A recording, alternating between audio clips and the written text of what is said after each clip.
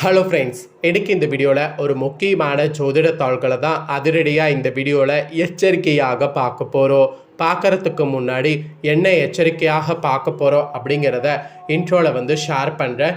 என்ன எச்சரிக்கையாக பார்க்க போகிறோம் அப்படிங்கிறத இன்ட்ரோவில் தெரிஞ்சுக்குங்க. ஆகஸ்டுடைய 28ஆம் தேதி, அதாவது அடுத்த 7 நாட்களில் சிம்ம ராசியில் பிறந்த நேயர்களுக்கு இதெல்லாம் நடந்தே தீரு என்பது சொல்லப்படுது. அதாவது சிம்ம ராசிக்காரங்களுக்கு உனக்கான நேரம் வரப்போகுது என்பது ஜோதிட ரீதியாக குறிப்பிடப்படுது.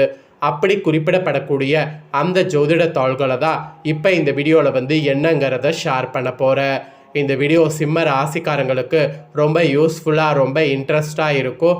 அதனால் சிம்ம ராசிக்காரங்க வீடியோவை ஃபுல்லாக பார்த்து உங்களுக்கான நேரம் என்ன வரப்போகுது அப்படிங்கிறத ஜோதிட ரீதியாக தெரிஞ்சு அதற்கேற்ப நடந்து பலன் பெறுங்க. ஆக்சுவலி வாழ்க்கை பார்த்திங்கன்னு வச்சுக்கோங்களேன், நம்ம நினைக்கிற மாதிரி அவ்வளவு ஈஸியாலாம் இருக்காது. வாழ்க்கையில் சில நேரம் பார்த்திங்கன்னு வச்சுக்கோங்களேன், வெற்றிகளும் வரும், சில நேரம் தோல்விகளும் வரும். அந்த தோல்விகள் வெற்றிகளை கொடுக்கறது கிரகங்கள்னு சொன்னால் அது மிகையாகாத உண்மை. ஸோ அதனால தான் உனக்கான நேரம் வரும்போது எல்லாமே நடக்கும், அது வரைக்கும் பொறுமையாக இரு அப்படிங்கிற மாதிரி சொல்லப்படும்.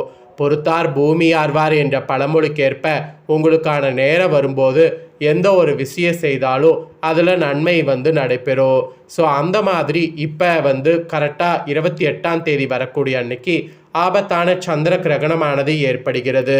இந்த சந்திர கிரகணத்தின் போது கிரகங்கள் இருக்கக்கூடிய அடிப்படையில் உங்களுக்கான நேரம் எப்படி வரப்போகுது அப்படிங்கிறத சொல்ல போகிறேன். அதாவது பாசிட்டிவான நேரமா இல்லை நெகட்டிவான நேரமா அப்படிங்கிறத சொல்ல போகிறேன். ஸோ என்ன மாதிரியான நேரம் அப்படிங்கிறத இந்த வீடியோவில் தெரிஞ்சுக்குங்க. இதற்கேற்ப நடந்து பயன் பெறுங்க. ஃபர்ஸ்ட் ஆஃப் ஆல், கிரகணங்கிறது ஒரு சாதாரண நிகழ்வு கிடையாது.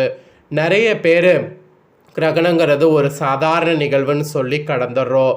ஆனால் உண்மையாலுமே கிரகணங்கிறது ஒரு ஆபத்தானதாக சொல்லப்படுது. கிரகணம் நடக்கும்போது சூரியன், சந்திரன், பூமி எல்லாருமே ஒரே நேர்கோட்டில் இருப்பாங்க. அப்போ இந்த கிரகணம் நிகழும்போது இந்த கிரகணத்திலிருந்து வரக்கூடிய கதிர்கள் எல்லாமே பூமியையும் நம்மளையும் தாக்கும். அதனால தான் கிரகணம் நடக்கிறது ஒரு ஆபத்தாகவே கருதப்படுது. ஸோ இப்போ நடைபெறக்கூடிய இந்த சந்திர கிரகணத்தால் உங்கள் ராசிக்காரங்களுக்கு நேரம் எப்படி இருக்க போகுது அப்படிங்கிறத சொல்ல போகிறேன். கூடவே உங்கள் ராசிக்கு இந்த கிரகணத்தின் போது என்ன விஷயங்கள் செய்ய வேண்டும், என்ன விஷயங்கள் செய்யக்கூடாது அப்படிங்கிற ஆன்மீக விஷயங்களையும் சொல்ல போகிறேன். எல்லாத்தையுமே இந்த வீடியோவில் சிம்ம ராசிக்காரங்க தெரிஞ்சு பலன் பெறுங்க. முதல்ல இந்த சந்திர கிரகணத்தின் போது கிரகநிலைகள் அமைந்திருக்கக்கூடிய அடிப்படையில் என்ன பலன் கிடைக்கும் அப்படிங்கிறத பார்க்கலாம். அதுக்கப்புறமேட்டு உங்களுக்கு பரிகாரங்கள் என்ன செய்யணுங்கிறத பார்க்கலாம். கரெக்டாக ஆகஸ்ட் மாதம் இறுதியில் பார்த்திங்கன்னு வச்சுக்கோங்களேன், கிரகணமானது நடைபெற இருக்கு. இந்த கிரகணத்தின் போது உங்கள் சிம்ம ராசிக்காரங்களுக்கு கிடைக்கக்கூடிய பலன்கள், பரிகாரங்கள், கவனமாக இருக்க வேண்டிய விஷயங்கள் என்பது குறித்து நிறைய இந்த ஜோதிட வீடியோவில் விரிவாக பார்க்க போகிறோம். அதனால் சிம்ம ராசிக்காரங்க விரிவாக இந்த வீடியோவை பாருங்கள். பொதுவாக அனைத்து கிரகங்களும் ஒரு குறிப்பிட்ட கால இடைவெளியில் ஒரு ராசியிலிருந்து இன்னொரு ராசிக்கு பயிற்சியாவது வழக்கம். இந்த கிரக மாற்றமானது 12 ராசிகளில் தாக்கத்தை ஏற்படுத்தும். அந்த வகையில் இந்த ஆகஸ்ட் மாதத்தில் கிரகணம் நடைபெறக்கூடிய அன்னைக்கும் பல்வேறு கிரக மாற்றங்கள் நடைபெறுது. அதில் சிம்ம ராசிக்காரங்களுக்கு கிடைக்கக்கூடிய பலன்களும், வழிபாடு செய்ய வேண்டிய தெய்வமும், பரிகாரங்களும், கவனமாக இருக்க வேண்டிய விஷயங்களும் குறித்து சொல்லப்பட்டிருக்கு. அதெல்லாம் என்ன அப்படிங்கிறது தான் ஒன் பை ஒன்னாக சொல்ல போகிறேன். அதெல்லாம் என்ன அப்படிங்கிறத சிம்ம ராசிக்காரங்க தெளிவாக இந்த வீடியோவில் தெரிஞ்சு பயன் பெறுங்க. சிம்ம ராசிக்காரங்களுக்கு இந்த சந்திர கிரகணத்தினால கடந்த காலகட்டங்களில் பல பிரச்சனைகளை சந்தித்து வந்திருப்பீங்கள்ல, அந்த பிரச்சனைகளுக்கு தீர்வு கிடைத்து நிலைமைகள் உங்களுக்கு மாறப்போகுது. பெண்களுக்கு கூட இந்த கிரகணமானது சிறப்பாக இருக்க போகுது. ஏன்னா ராசிநாதன் சூரியன் ஆட்சி பெற்றுள்ளதால் நீங்கள் இந்த கிரகணத்தின் போது பிரகாசம் அடைவதற்கு வாய்ப்புகள் அதிகம் இருக்குது. அதோடு ஆரோக்கியம் கூட உங்களுக்கு மேம்படும். அது மட்டும் இல்லாமல் உயர்ந்த எண்ணங்கள் ஏற்படும். மீடியா துறைக்கு கூட முயற்சி செய்யக்கூடிய பெண்களுக்கு அதற்கான யோகம் உண்டாகும். அதனால் மீடியா துறையில் இருக்கக்கூடிய சிம்ம ராசிக்காரங்க இன்னும் அதிகமான முயற்சியை இந்த கிரகணத்தின் போது பண்ணி பாருங்க.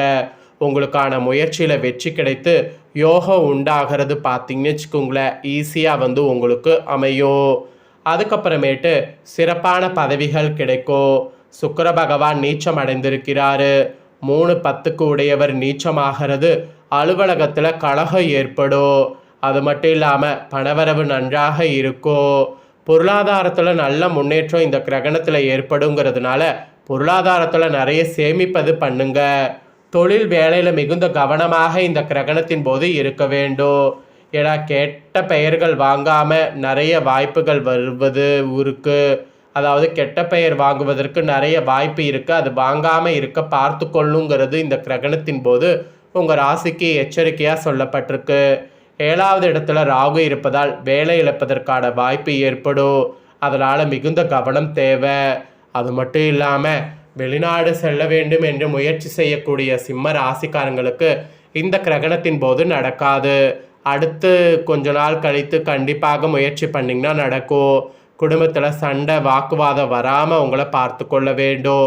அலுவலகத்தில் மற்றவர்களுக்காக நீங்கள் பேசினால் உங்கள் வேலை இழக்கக்கூடிய வாய்ப்பு ஏற்படும். நாளுக்குரிய செவ்வாய் பகவான் 11வது இடத்துல அமர்ந்துள்ளார்.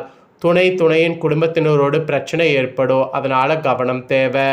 சிலதில் கவனமாக இருக்கணும், பலதில் அதிர்ஷ்டம் வரும் அப்படிங்கிற மாதிரி உங்களுக்கு குறிப்பிடப்பட்டிருக்கு. அதனால் சிம்ம ராசிக்காரங்க இதற்கேற்ப நடந்து பலன் பெறுங்க. இவ்வளோ நேரம் கிரகணத்தினால உங்களுக்கு என்ன பலன் கிடைக்கும் அப்படிங்கிறத பார்த்தீங்க. இப்போ இந்த சந்திர கிரகணத்தின் போது உங்கள் சிம்ம ராசிக்காரங்க என்ன செய்யணும் என்ன செய்யக்கூடாதுங்கிறத தெரிஞ்சுக்குங்க. சந்திர கிரகணத்தின் போது செய்ய வேண்டியது செய்யக்கூடாததும் தெரிஞ்சு அதற்கேற்ப நடந்துக்கிட்டிங்கன்னா பல ஆபத்துக்கள் இல்லாமல் தப்பித்து கொள்ளலாம். சந்திர கிரகணம் நிகழக்கூடிய நேரத்தை முதல்ல சொல்லிடுறேன். கரெக்டாக ஆவணி 11ஆம் தேதி வெள்ளிக்கிழமை ஆகஸ்ட் 28ஆம் தேதி காலையில் 6:30 மணிக்கு ஸ்டார்ட் ஆகி பகல் 12:31 மணிக்கு சந்திர கிரகணம் முடிவடைகிறது. கிட்டத்தட்ட ஒரு 5-6 மணி நேரத்துக்கு மேலே நடைபெறுகிறது. சிம்ம ராசியில் சூரியன் கேதுவோடு இருக்கும்போது சந்திரன் வந்து கும்ப ராசியில் ராகுவோடு இருக்கும்போது கிரகணம் ஏற்படுகிறது. அதனால் இந்த கிரகணத்தின் போது உங்கள் ராசிக்காரங்க பரிகாரம் செய்ய வேண்டியது அவசியம். பௌர்ணமி அன்னைக்கு நடைபெறும். அதுபோல் ஆவணி பௌர்ணமி முடியக்கூடிய அன்னைக்கு சந்திர கிரகணம் ஏற்படுது. இந்த சந்திர கிரகணத்தின் போது நிலா பூமியின் பின்னால் கடந்து செல்லும். பூமியானது சூரியனுடைய கதிர்களை நிலவின் மீது படுவதிலிருந்து மறைத்திரும். அப்போதான் இந்த ஆபத்தான கிரகணம் ஏற்படுகிறது. கிரகணம் பகுதி கிரகணமாக தெரியும் அப்படிங்கிற மாதிரி குறிப்பிடப்படுது. கிரகணம் எல்லா நாடுகளிலும் ஒரே நேரத்தில் தென்படாது, மாறாக வெவ்வேறு நேரங்களில் தென்படும். ஸோ அதற்கேற்ப இந்தியாவில் தென்பட வாய்ப்பு கிடையாது. அதே போல் இந்த சந்திர கிரகணத்தை பற்றி ஒரு புராண கதை இருக்குது. சந்திரன் அவர் செய்த பாவ காரணத்தால் அவருக்கு ராகு தோஷம் வந்துடுது. இதனால் ராகு அவரை பிடித்து அவரை முடக்க நினைக்கிறார். ஆனால் சந்திரன் பகவான் வந்து கரெக்டாக சிவபெருமானை பிரார்த்தித்து ஸ்லோகங்கள் சொல்லி கண்டிப்பாக எனக்கு பாவ விமோசனம் வேணும்னு வேண்டி சந்திரன் பாவ விமோசனம் பெற்றுட்டாரு. அதனால் இந்த சந்திர கிரகணத்தன்னைக்கு ராகுதோஷம் இருக்கிறவங்களாம் நீங்கள் சிவபெருமான பக்தியோடு பிரார்த்தித்து வந்தால் நீங்கள் செய்த பாவங்கள் நீங்கும், இறைவனுடைய அருள் கிடைக்கும். அதனால் சிம்ம ராசிக்காரங்க அதை மெயினாக செய்திடுங்க. இவ்வளோ நேரம் உங்களுக்கு சில விஷயங்களை சொன்னதோடு இப்போ மெயினாக சந்திர கிரகணத்தன்னைக்கு என்ன செய்யலாம் என்ன செய்யக்கூடாதுங்கிறத உங்கள் ராசிக்கு சொல்கிறேன். அதை டீப்பாக தெரிஞ்சுக்குங்க. கிரகணம் தொடங்குவதற்கு 2 மணி நேரத்திற்கு முன்னதாக எந்தவித உணவு உட்கொள்ளக்கூடாது. கர்ப்பமாக இருக்கக்கூடிய சிம்மராசிக்கார பெண்கள் வீட்டை விட்டு வெளியே செல்லக்கூடாது. ஆலயங்கள் அனைத்தும் மூடப்பட்டிருக்கும். அதனால் வீடுகளில் பூஜரையை மூடி வைத்திருக்கணும். செய்து வைத்திருக்கக்கூடிய உணவுகளில் தர்பை புல்லுன்னு போட்டு வைக்கணும். கிரகணத்தின் போது நவக்கிரக துதியை பாராயணம் செய்யணும். அதே போல் சந்திர கிரகத்துக்கான துதியை பாராயணம் செய்யணும். இல்லைனா ஒளிபரப்பு செய்து கேட்கணும். கிரகணம் விடுபடும் போது கிரகணம் முழுவதும் முடிந்ததுக்கு பின்னாடி நீங்கள் ஸ்நானம் செய்துவிட்டு ஆலய தரிசனம் மேற்கொள்ளும். ஆலய தரிசனம், வீட்டில் பூஜை தரிசனம் இதெல்லாம் செய்துவிட்டு தீபமேற்றி வழிபட்டால் கடன் தொழிலிருந்து விடுபடலாம். கிரகணம் முடிந்ததும் பித்திருக்களுக்கு தர்ப்பணம் செய்வது நல்லது. ஆலய தரிசனம், வீட்டில் பூஜை தரிசனம்லாம் மேற்கொண்ட பிறகே உணவு உட்கொள்ளும். சந்திர கிரகண காலத்தில் வீட்டில் இருந்தபடியே இறைவனை துதித்து இறைப்பாடுகளை பாராயணம் செய்வதால் நல்ல பலன்கள் கிடைக்கும். கிரகணம் முடிந்ததும் ஆலய வழிபாடு, வீட்டில் வழிபாடு செய்வது இன்னும் சிறப்புகளை கொடுக்கும். அதனால் சிம்ம ராசிக்காரங்க அதெல்லாம் செய்ய கண்டிப்பாக விட்டுறாதீங்க. ஸோ கிரகணத்தின் போது செய்ய வேண்டிய விஷயங்கள் எல்லாமே சொல்லிட்டேன். இதற்கேற்ப நடந்து பயன் பெறுங்க. இதை உங்கள் ஃப்ரெண்ட்ஸ் ஃபேமிலிக்கும் லைக் பண்ணி ஷேர் பண்ணுங்கள், அவங்களும் பார்த்து பயன்பெறட்டும். இதே போல் புதிய தகவல்களை தெரிந்து கொள்ள மறக்காமல் நம்ம சேனலை சப்ஸ்கிரைப் பண்ணுங்கள், கூட பெல் பண்ண ப்ரெஸ் பண்ணுங்கள். அதை பண்ணிட்டீங்கன்னா இனி நான் போடுற மற்ற அப்டேட்டான வீடியோ உடனுக்குடனே தெரிந்து கொள்ளலாம்.